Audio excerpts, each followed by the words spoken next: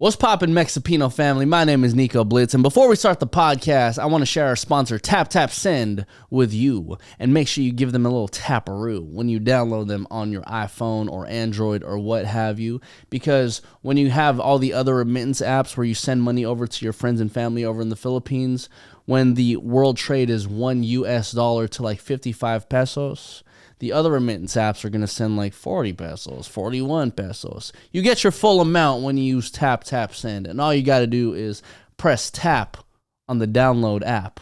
Thingy. And then you want to make sure that you tap again on the Philippines and use code Mexipino so you get $10 that you could send over to your friends and family in the Philippines.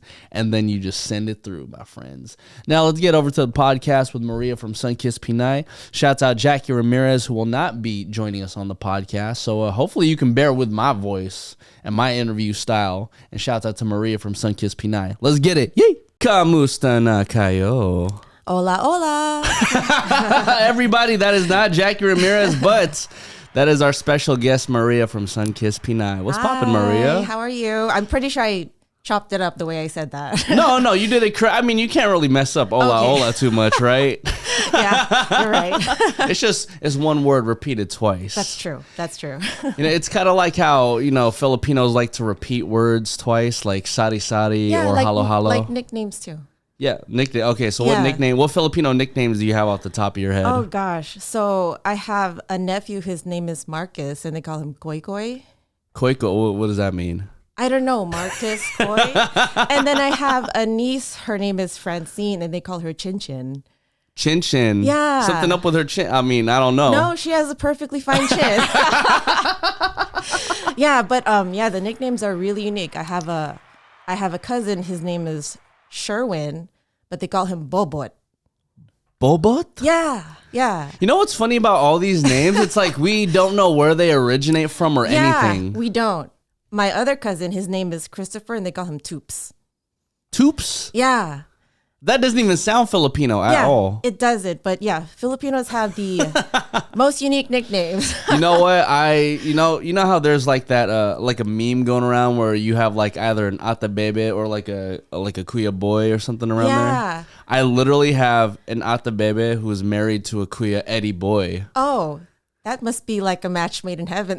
Definitely. You know what I mean? Because back then, I didn't really think it was like a meme or anything. I just felt like, oh, those were their names. And then when you grow up, you come to find out that every Filipino has someone like that in their family. I've actually wanted to. I just don't have the time. But I've wanted to like make a fun documentary of how all the uncle boys got their names. Right? That would just be funny. Like, why are there so many? Like, what's the story behind everyone's uncle boy? I don't know. Well, okay, so if I were to kind of just like build off of that theory right now, right? So prior to this past January, my last time in the Philippines was about like 14, 15 years, right? Oh, wow. So a long time. And to be honest, I don't remember all my cousins and aunties' names, right? Who does? We have huge families. Yeah, massive families. So I think in order to prevent, let's say, me from like looking bad, or let's say your family members from looking bad and not remembering names, you just recall them as just being like boy or girl or boy or baby. I think so too.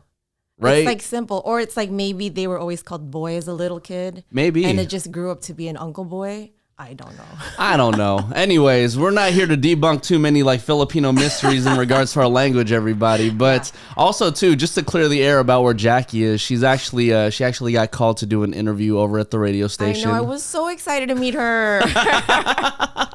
And the reason why we have Maria today is because Maria's she's shown Mexipino podcast so much love, everybody. Like, let me tell you this, right? Like, she blessed us like a minute ago. This has been like, what, a couple months already? I think so. Sometime last year I sent you guys. Yeah, so she sent us like a little care package. Jackie actually has like her own necklace with, it has the Filipino sun on it, I believe. And then Maria gifted me with this Filipino sun necklace with the Mexico emblem on it, the eagle and whatnot. Yeah, pretty much your guys' logo. Yeah. Hers is a small version. Exactly. Yeah. Hers a little bit more on like the petite. Feminine side. Yes, more petite. Hers has like the little, I don't know, how do you explain it? Like with the little chain at the end? You can extend it, like it's shorter, but you could make it a little bit longer. Yeah. But yeah, for the men's it hangs a lot lower. Yeah, so so mine is a little bit more masculine, but you know, like at the end of the day, I was like, yo, like she's lit. Like she don't know us, but she sent us something that was so on brand for us. So I want to thank you personally, my friend. No, you're welcome. Everyone was like, I think a customer requested it. Okay. And then I shared it, and then everyone was like, oh my God, I'm half Mexican. And they're like, oh, this like resonates with me. And then a bunch of people were like, oh, this, you should send it to the Mexipino podcast. I'm like, oh my God, yeah, it's perfect. Oh, wow. It's like it's practically their logo. That's super cool. So it was just word of mouth how you found us, basically. Pretty much, yeah. That's nice. I mean, I appreciate that because, you know, Jackie and I didn't realize like how many specifically Mexipino people there are in the world. I didn't realize that either until I posted that video, and like there were so many people like, oh my God, I'm half Mexican. I want this. Yeah. That's super cool. So you must have found like so many just different combinations of Filipinos through what you do, huh? Kind of. I think one customer requested the symbol on the Indian flag, and then a bunch of half Filipino, half Indian people were like, I want this. I was like, wow, there's a lot of mixed Filipinos out there. That's so weird because like the first Filipino Indian person that I've met, she's actually a dope singer. Her name's Ashley Mehta. Oh, okay. And we've had this, look her up. Yeah, we've had this whole conversation about like, you know, being half Filipino and half Indian. Super dope girl. But it's so interesting to me now that like a lot of Filipinos, whether they be like full or half, like we're starting to be more vocal about it. Yeah. It's like I think in the past year or two, I feel like ever since like Trump became into office, it was really like we need to showcase our culture. We do. Yeah, we really do. I mean, because Filipinos were very talented in a lot of ways, right? I feel like since I was little, Filipinos have had like a chip on their shoulder. I know when I was little, like I never saw Filipinos in the media. Never. But now you have like so many people like, oh, I'm part Filipino. Like you got Bruno Mars, you got so many. And it's like, wow, it's like we're out there. It's just like no one's ever claimed it like out publicly until like, I'll say 5 years. Well, let me get your opinion on this because this is actually going on in the news right now when we're recording this, right? Okay. So I just want your opinion, especially because you're a Filipino woman. This has to do with a partially Filipino woman that we all may know and love. Her name is Vanessa Hudgens. Oh, yeah. Okay, so have you been seeing what's going on in the news with her? The documentary, right? Yeah, so for people who don't know, she's actually putting out a documentary right now regarding her Filipino heritage. And also, too, the Philippines has officially made her the global ambassador for the Philippines. Oh, wow. Yeah, so let me paint both sides, and I'm not forcing you to pick a side, right? But I do want your opinion, and this is basically the two sides of it, right? The Philippines being a destination for like vacation and whatnot, it's always been there, but I feel like the Philippines has never really gotten love.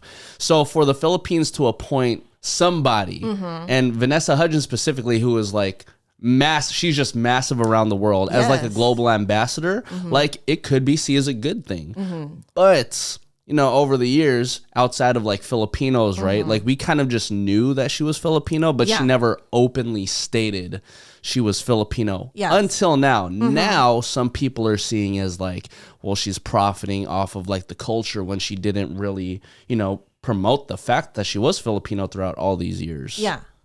So like, what's your opinion on that? Like, what do you think of all of that? See, I wanted to get into singing when I was younger, and I didn't because there weren't any Filipino artists like at that time. So I was just like, oh my gosh, I'm not marketable. I'm not white, pretty much. And then you start to see more mixed people coming out. And I can see I can see it as like when you're trying to make it in the industry and she's been around for a long time. Yeah. I could understand why some people might want to hide that for a bit. Yeah. Just because it might hinder opportunities. Yeah. Like I've spoken to, I've actually had lunch with Camille Velasco, Ellie Mac. Oh, yeah. I had lunch with her, and I'm so upset. I didn't even take any photos with her. I'm so bad at taking taking photos. It's like when I left, I was texting my boyfriend and I was like, oh my gosh, she was so pretty. And I'm like, fuck, I didn't take any pictures with her. Yeah. But like she was telling me too, like after American Idol, it was just everybody loved her voice, but it was like a little bit, it was just hard. I really think it was just because she's Filipino. Yeah, I honestly think that it was hard for us back then. And she was on American Idol like what? When I was in college, that was like early 2000s. So I feel like at that time it wasn't really in the media a lot to be Filipino. It really wasn't. It really wasn't. So I can understand why some celebrities might hide that. Yeah. It sucks, but it's like I felt like it was easier for them to progress in the business without mentioning this specific fact. To look more ambiguous. I mean, it sucks. Yeah. But I get where they're coming from. Yeah. And I get now that she's I guess some people might think she's exploiting it, but I feel like because she's bringing awareness to the culture, I'm all for it. I like that. Yeah. I really do like that because, like sometimes you could get so caught up in like whatever your initial opinion is before actually expanding and thinking about like what exactly does this do for the culture. Sorry. No, you're good. You're good. Okay. Who's calling? Oh, it was my boyfriend. He was like, good luck. Yeah. Yo, okay, you better text him right now and be like, yeah, we're killing this podcast right now. I know. But it's like I feel like in the past, just like few years, it has been so cool to announce how little Filipino you are. Just like, I'm Filipino, even though it's like a 16th of amount. I'm Filipino. I'm so cool. And you know what? I can see some celebrities exploiting it for some clout. Yeah. But at the same time, I'm all for like them bringing awareness to the culture. Yeah. So it's like a double-edged sword. It's like you're exploiting it, but you're bringing awareness to us, so I'm like, I'm okay with it. Yeah, I look, I totally get what you mean because I'll agree with you. Like growing up, you didn't really see too many Filipinos like doing their thing, right? Yeah. I actually just saw this really interesting. It was a comedian on TikTok, and now I'm actually seeing a lot more like TikTok Filipino comedians, which is great, right? It's great. Yeah. And so this comedian, I wish I remembered his name, but he was talking about how like the Jabberwockies. Everyone knows the Jabberwockies, right? Yeah. San Diego, Yes, right? yes. Maria's from San Diego. So the Jabberwockies being a Filipino dance group who is from San Diego, where there's a lot of Filipinos, right? What did they have to do to progress in the dance world on ABDC? What'd they have to do? Yeah, they had masks on. Yeah, they had white masks on. Yeah.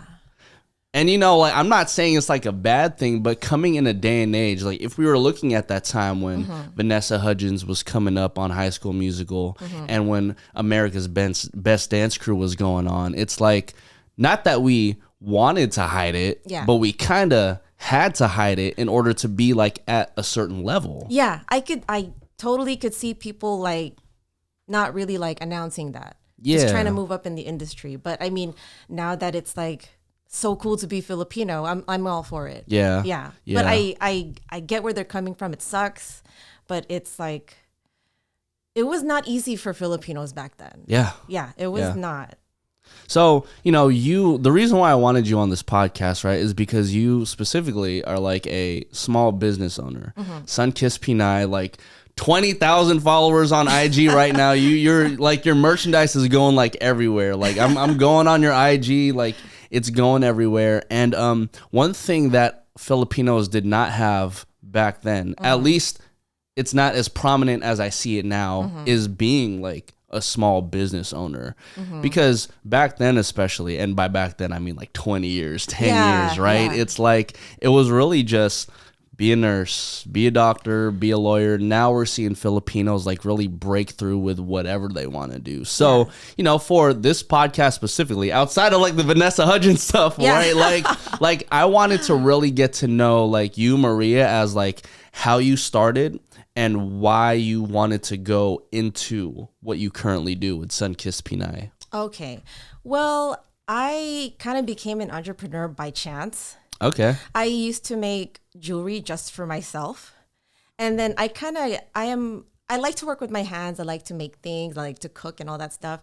And I bought a lot of stuff to make jewelry. And I just bought so much that I was like, I need to sell this. Not to make money, just to get rid of all my stuff. Like I purchased so much stuff, and like the stuff I was selling, it was like on Etsy, on eBay, and it was just like, it was like the basic bead jewelry that you see people make. It's like the starter kit of making jewelry. Yeah, yeah. Beads, like really ugly jewelry, beads. And then that wasn't selling, and I had a lot of chain, and it turned into those bracelets where it was like a chain here and it was a ring and it connected. Oh, yeah. So I made a bunch of elaborate types of jewelry like that. And then I bought a laser cutter and started cutting up like states, like countries, states. Got you, yeah. So people would buy like a California necklace or like a Philippines necklace or yeah, whatever. Yeah. And then one day I was just like, why don't I put the Philippine sun on? And then that became my most popular thing. My most popular thing. And I was like, oh, why don't I put other Filipino stuff up? Yeah. And those just were like, I would sell like 25 Tennessee necklaces in a year, right? Yeah. Or like 25 Florida necklaces in a few months. Okay. But like the Philippine sun stuff, I'd sell like 30 a month. So it was just like, wow. It was like, you could just tell it was so Yeah. much more popular. So I was like, why don't I just focus on a brand that's just Filipino? And Okay. then that's how I did Sunkissed Pinay. So, question, were you always Sunkissed Pinay before you started like doubling down on like, you know, the Filipino suns and whatnot, or were you something else prior? No, I was like, I was another business. I was like, it was multiple businesses. Okay. The first one was like Jewelry by Donato, which is my last name. Okay. And then like, it was so stupid. Like I spelled jewelry like phonetically. So it was so hard for people. So it was like JW like It's LY. like JOOHLRE. Yeah, so I was trying to be unique. So I did that. But then it's like when I tell people the business, I'd have to like always write it out. Yeah, for them. yeah. And then it turned into the hometown haven, where it was the states and the countries. Okay. And then that became Sunkissed Pinay. Ah, okay. Yeah. So then basically you've seen like an evolution. You started with an idea. Yeah. And then you eventually saw like an evolution of your brand. Pretty much, yeah. So how long was the difference between like when you started your initial jewelry brand versus when Sunkissed Pinay actually came into fruition? Oh gosh, when I first started selling the ugly bead jewelry, Yeah. that was around 2010. So you've been at this for like hella long. Yeah. You're like revealing my age here. Oh, no. Look. Well, so the reason, I don't mind telling people. Okay, I'm okay. old. I'm pretty old. No. You don't look a day over 21, my friend. Oh, thank you. But I started doing that in like 2010, 11. I want to say around 2010. Okay. Or 11. Yeah. And then I did that for a bit, and then the chain jewelry, I think I did that one in 2012, and then Hometown Haven, the states and countries, I started that in 2014. Okay. And Sunkissed Pinay, I started that in the pandemic, 2020. Damn. So it wasn't really until the pandemic when everything started to pop off. Yeah, That's nuts. Yeah. I struggled really bad with the last businesses. It was just enough to pay bills, but my credit card was just It was crazy. It was crazy. So it was like it was nice, but it was a struggle. Yeah. It's only with Sunkissed Pinay where I've been able to like relax and enjoy a little bit more. That's really good. Yeah, thank you.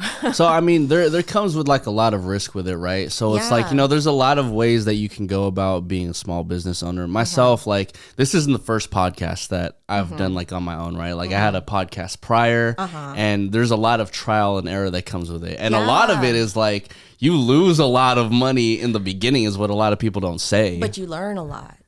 Yes, You learn a lot. Yeah. Yeah.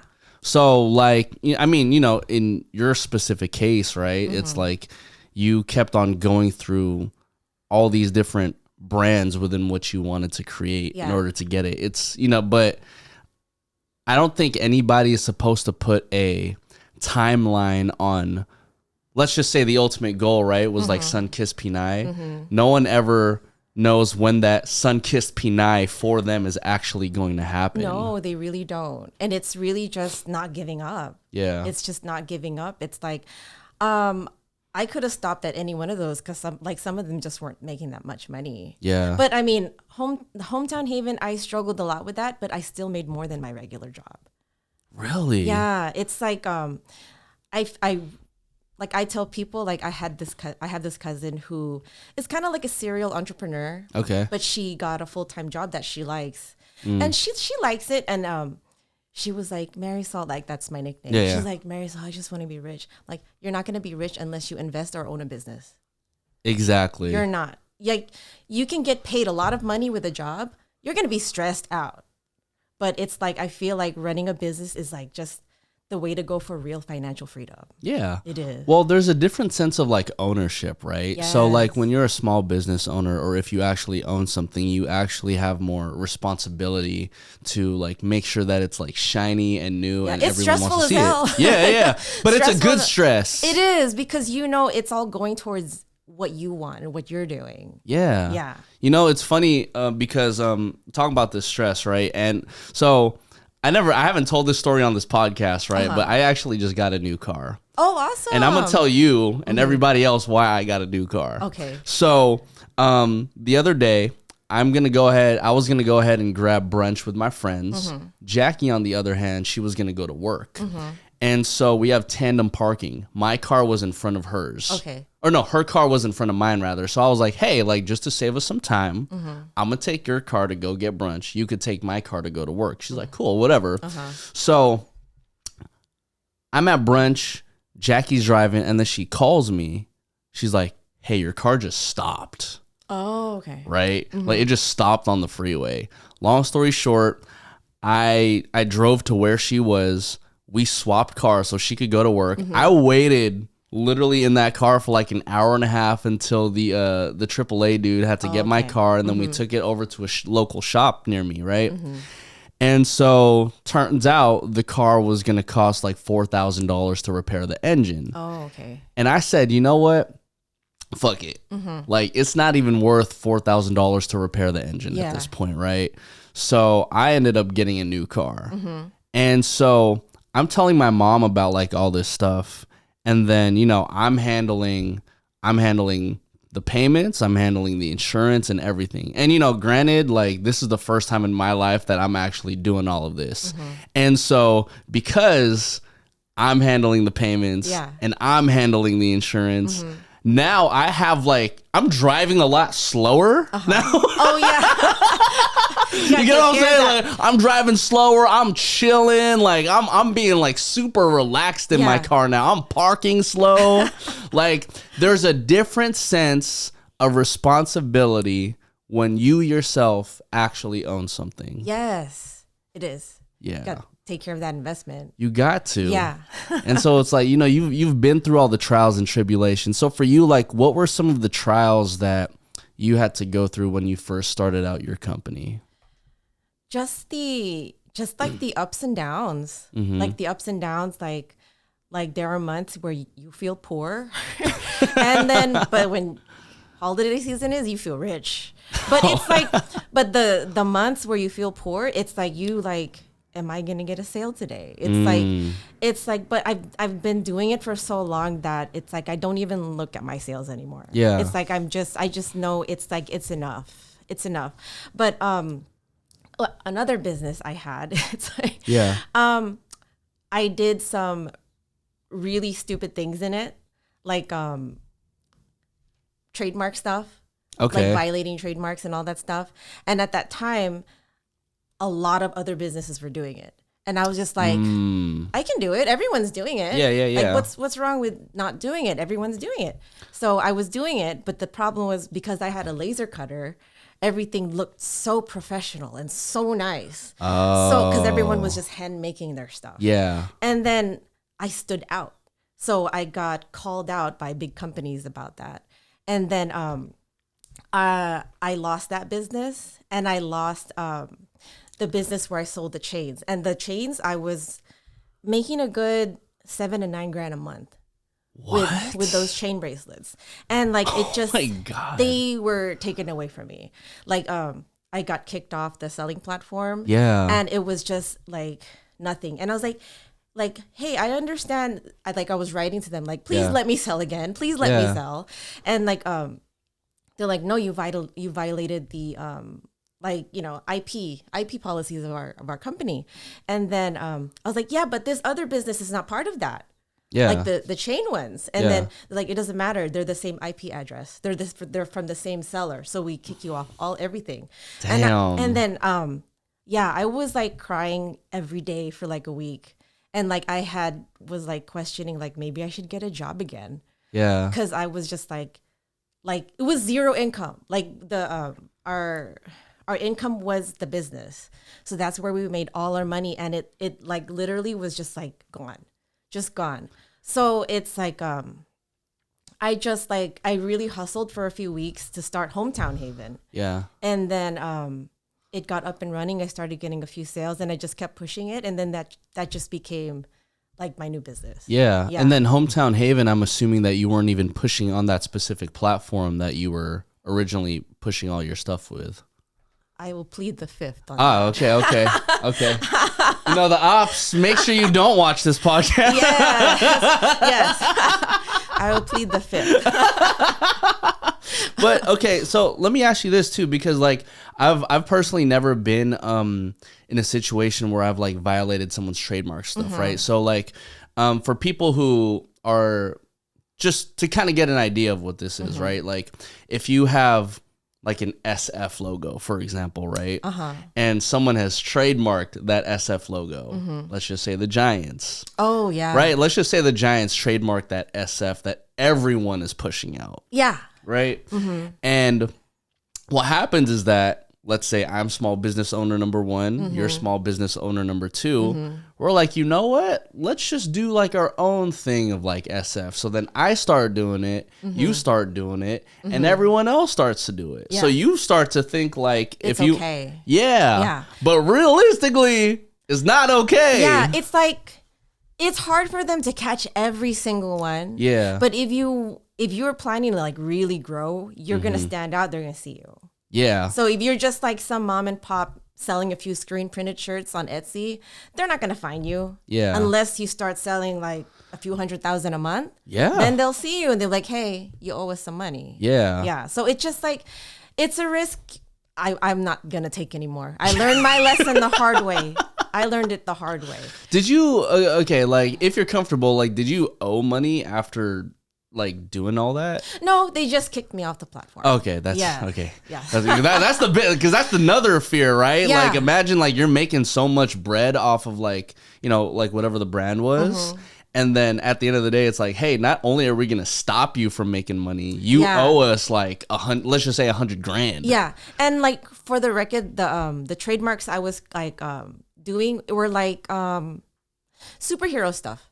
Yeah. Like like Spider-Man, like a Superman necklace, the logo, stuff like that. So there, if you look on eBay, Etsy, Amazon, there's tons of people doing it. Yeah. It doesn't mean it's okay, but it's like, do you want to risk it? Yeah. Do you want to risk it? Yeah. So that's what I did. It was like geek stuff. Yeah. It was geek stuff. But then, you know, I think also like going back to, well, first of all, have you ever been to the Philippines? Like they're selling that like literally at every single corner. Yeah. No, you go to Comic-Con, it's there. Yes! So it's like, they know there's people out there, but I don't know if they have the energy to fight everyone. Yeah. So it's like, so I guess you can apply for the rights for that. So you can claim it like officially, like what is it? The officially licensed Superman stuff. Yeah. The same way, I guess, like all the you know, the pop vinyls are. Yeah, like that. It's officially licensed. But it's like for anyone out there, I wouldn't risk it.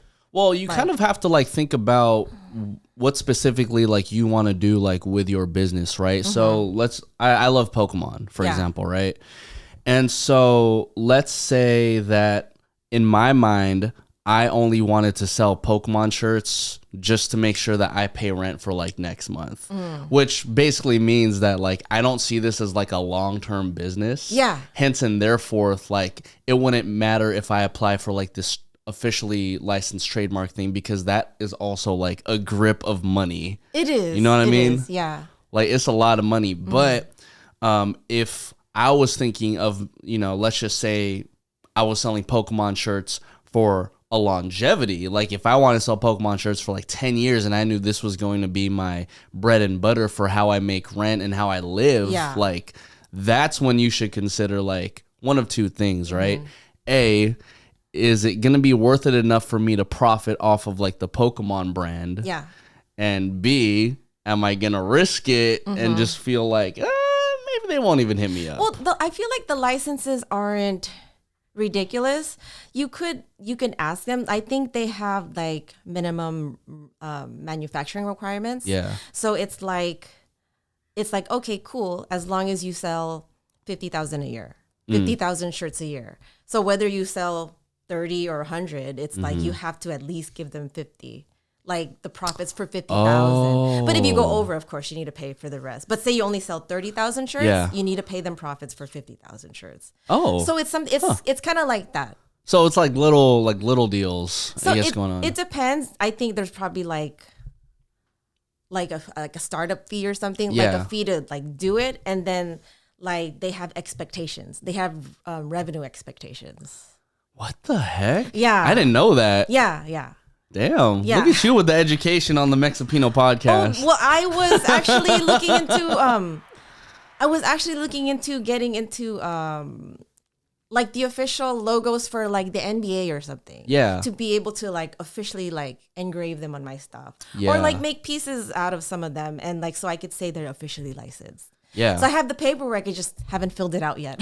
Hey, look, I don't want to talk more about, because I can see, I see your vision right now. Yeah. Like, I don't want to talk about it before somebody else like, oh, that's a great idea. I'm about to do it too. No, there's going to be copycats. Like, that's just part of the nature of the business. It really is. So really like, is. how do you, I guess, maneuver around people who are doing businesses that are very similar to yours? Because, I'm all for everybody thinking like, oh, I'm in my own lane, I'm the only one who does this, But in reality, you're competing with somebody else who does something very similar. Yeah, no, that's just so funny, because I did post about that, because I had a few people DMing me about, oh, look at this business. Like they're copying you, like it's and like I'm not gonna talk about people who are also selling the Philippine Sun. Yeah, for sure. Because it's like, you can't really like claim that. It's like that's like a public. It's on the flag. Like anyone can make Philippine Sun necklaces, honestly. But it's like the more unique stuff. Like I have the state jewelry, like the California with the Philippine Sun inside. Yeah. So there was like another business copying that exactly. Exactly. And like that was inspired from my hometown Haven. I was like, because I made states and countries. So I was like, why don't I do that and put like a Philippine Sun on the inside somewhere? So that was like that unique to my business. Like no one had that. And then people were DMing me, and I was like, oh my God, they copied everything exactly. Like a few of the states. And I messaged them, but then my cousin, she's like a paralegal for a trademark lawyer. Yeah. She's like, you need to send them a cease and desist. So I'm like, I'm working on that at the moment. So it's like, you got to hit them with the legal shit. Yeah. It's like, there are enough customers for everybody. Yeah. I feel that. It's like, I'm not going to hate on another creator like who's selling Filipino jewelry, as long as their stuff is like distinctly different from mine. Don't copy my stuff. I'm not gonna copy your stuff. There's like a mutual respect. Like I met Maharlika. She makes the crowns. The crowns for... She makes these big Filipino sun crowns. That's sick. Okay. It's really cool. And like I met her at a festival, and we were talking about that. We were talking about people copying our stuff exactly, and then we were just talking about how like this mutual respect, how we are not trying to copy each other exactly. So it's like, I respect that, it's like, yes, we're competitors, but like I said, there's enough customers for everybody. Yeah. But it's like, if you want to be in this long term, you need to stand out and do your own thing. Don't just take shortcuts and copy. I always like to think that whoever the innovator is, you're the innovator in this situation, right? And let's say somebody is copying you. the fact is that they are going to continue just copying what you do, but that means you're always going to be like 1 or 2, 3 steps ahead. And that's how I see it. Yeah. It's like inevitable. Like there are times where I kind of feel like I don't want to know about it. Yeah. Because I just want to focus on doing my own stuff. It's like no matter what, they will always be a few steps behind. Mm-hmm. But it's really just up to you to keep innovating, and that's all you can do.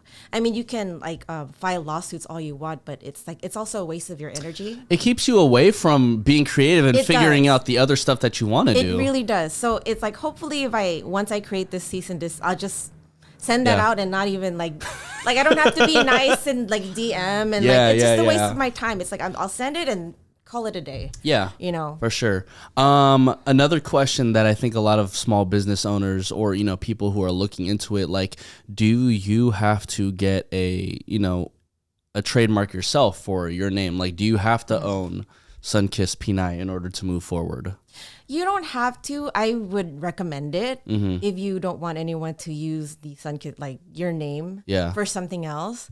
So I trademarked Sunkissed Pinay and also trademarked the Heart Sun, my logo, just to make sure no one can copy that. Yeah. No one can copy that at all. Yeah. And trademarking was what, like $100 or not 100, a couple hundred rather. It's a few hundred. It's $300 per category.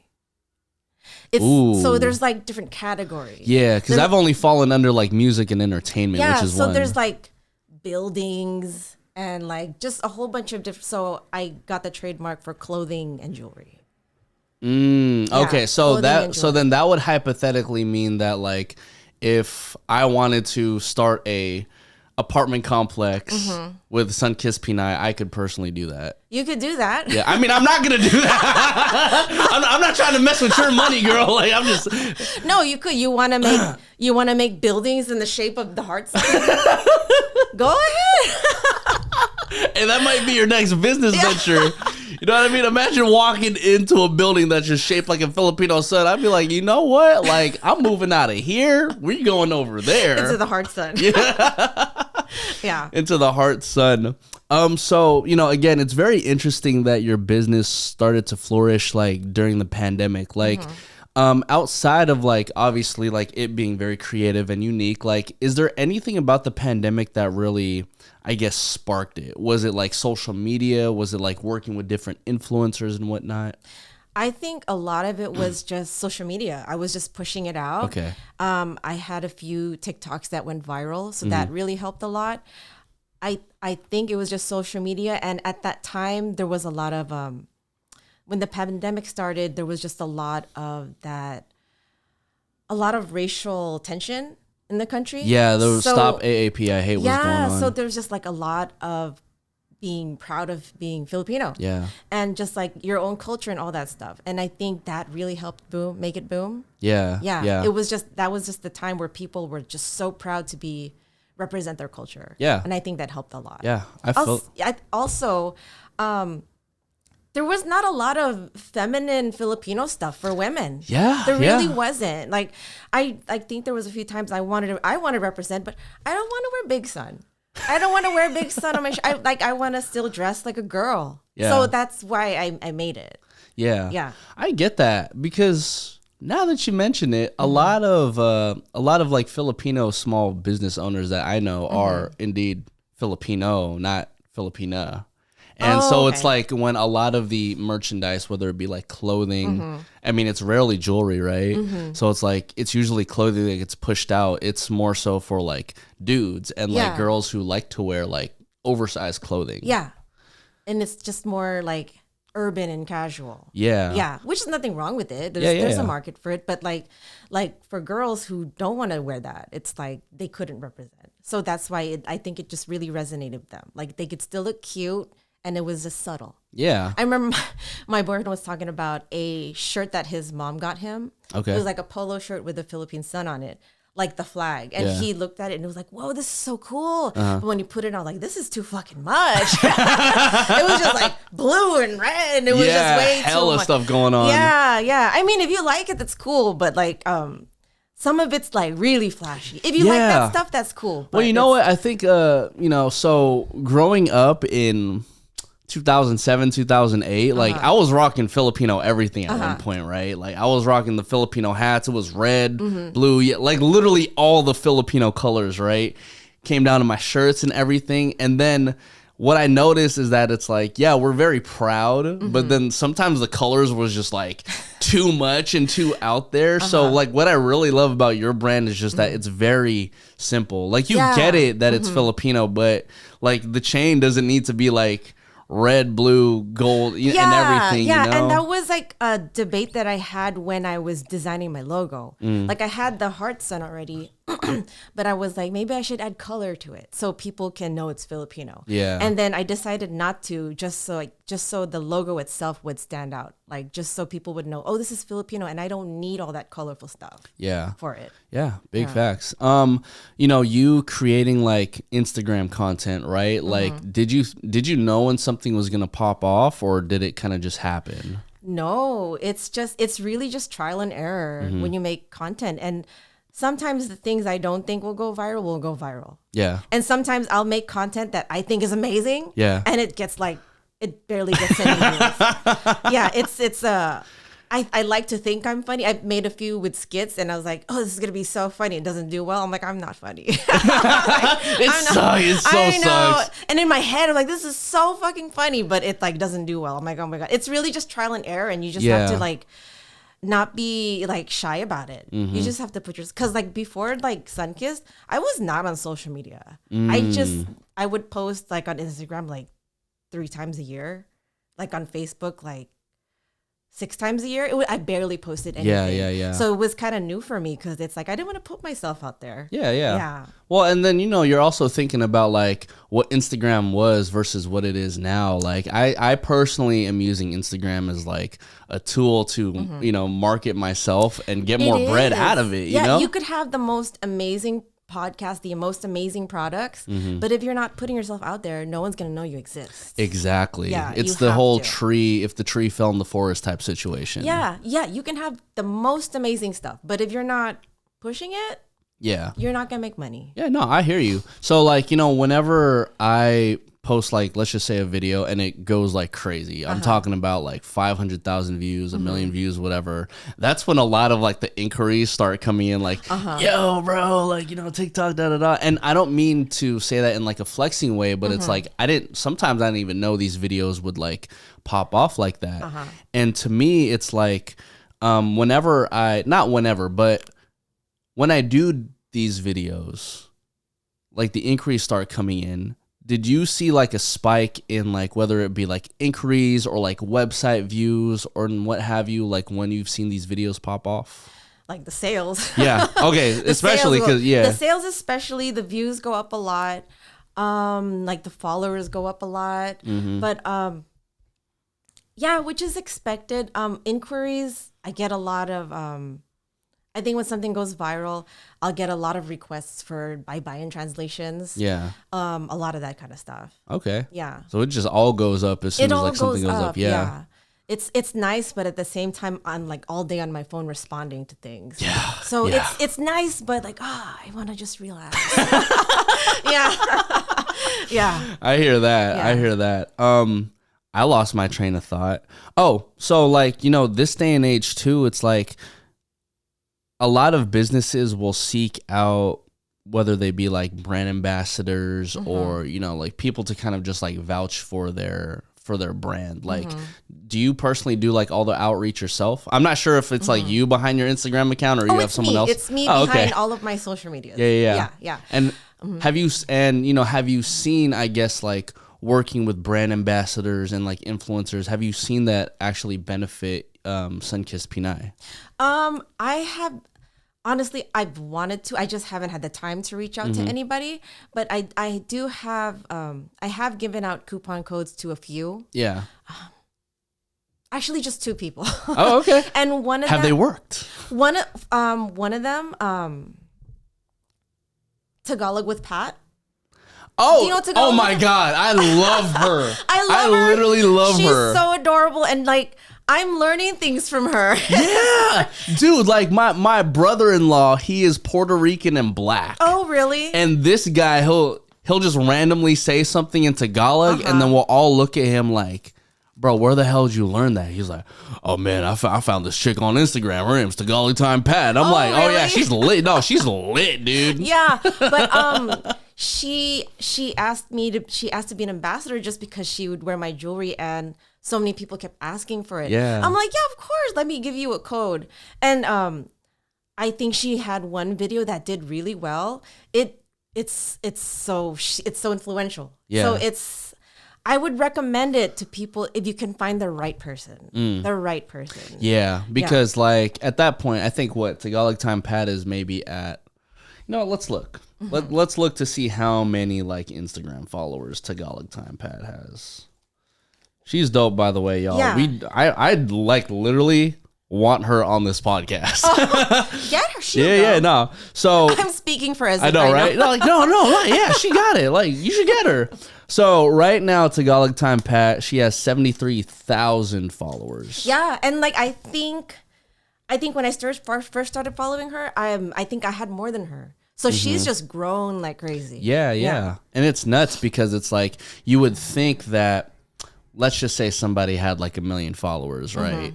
And I've seen this happen thousands of times where you reach for somebody who has like 1 million followers, but isn't necessarily your target audience. Yeah. But if you go for someone like a Tagalog Time Pat who she has her 73,000 followers right now, and that is directly your target audience. Yeah. You made a smart business decision in figuring out like who is better for my business right now. Yeah, definitely. It's like just because someone has a huge following, that's not a guarantee. Yeah. I've heard horror stories where they've paid 8-9 grand for like a post or something, and they had like 3 to 5 million followers, and just barely any sales. Yeah. So it's like you really got to pick the right person. Yeah. It's risky, but if you find the right people, it's so worth it. Yeah. And I think what's cool about it now too is that because social media just really helped a lot of Filipino entrepreneurs like yourself, like myself, like Tagalog Time Pat, it's actually a lot easier to identify like who exactly our influencers should be. Yeah. Like in this specific case right now of doing this podcast, like who exactly should be one of our guests. Yeah. You know what I mean? And not because of the follower count or anything like that, but because it's like what you do and the value that you bring to the culture is just something that is worth talking about, you know? And clearly it is because you have a lot of gems that you've just been spilling on this pod. That's good. Yeah. That's cool. So like it's 2023 now. Sunkissed Pinay officially has been like what, 3 years now? Something like that. 3 years in June. Okay, 3 years in June. I launched in June, yeah. Okay. So what do you have moving forward for Sunkissed Pinay? Oh gosh. I have so many, like I want to get more serious with YouTube. Okay. I want to start a podcast. Okay. Actually, that's actually a dope like podcast name, Sunkissed Pinay. It's actually like so I also wanted to I wanted to expand my clothing line. Like I don't want to just do a bunch of like graphic tees. Like I want to really think about really cute, subtle clothing that women would wear. Not colorful and flashy, but it's like you can tell it's Filipino, but it's subtle. Yeah. And something that girls would like. Because I don't think there's a lot of, I think most of it is like just a lot of graphic shirts that mostly men like. Yeah. Or maybe I'm missing. I think there are a few Filipino clothing lines for women. I know there's a few, but I'm trying to start like my own. Yeah. That showcases like my style and like my logo. Yeah, like put my logo on it. So I wanted to expand on that. I did also want to start it's another clothing line like with my boyfriend. Okay. And it's like it would be unisex, and it would be Filipino clothing, but we didn't want to design things that were already out there, like the adobo shirt. You know that adobo shirt. I've seen that shirt since early 2000s. Yes, and it's still around, just in different variations. But like, we don't want to do stuff like that. Like, we want to make Filipino clothing that's like 100% like you might not have seen it out there. Like and it's subtle. It's not like in your face, like all the colors. So, like I have so many ideas. I don't want to like. Yeah. Like, no, I get you. You know, it's like. I get you. You don't want the copycatters on this podcast to be like, oh, that's a great idea. I'm about to do that right now. I know, but it's like, I have so many ideas for that. Like, and like another small accessory line in that brand that wouldn't really fit into Sunkissed Pinay. So another like, it's more jewelry in that, and then a podcast of our businesses together. So man, it's just that sounds like a power couple right there. We gotta start that one first. Yeah. It's in the works. What does your husband do, if you don't mind me asking? Oh, my boyfriend. Or your boyfriend. Yeah. See, okay, so just some preface. She thought Jackie was my wife, and I thought her boyfriend was her husband. No, I'm actually getting a divorce. But like, oh, okay. No, it's okay. Okay. All right. But like everything is good with that, and yeah, it's like I have a boyfriend now, and like we're working on some stuff together. Nice. And I'm assuming he's also on this like entrepreneurial mindset. He's getting there. Okay. Yeah. I'm with it. Well, Maria from Sunkissed Pinay, thank you for joining in on the Mexipino podcast. No, thanks so much for having me. By the way, do you know about Tap Tap Send? No. Okay, so Tap Tap Send is a remittance company that allows you to send money to your friends and family over in the Philippines. Okay, I think I might have heard of it. Yeah, you know what? Because you know how like the global trade, like if you send over $1, they'll end up sending like 49 pesos.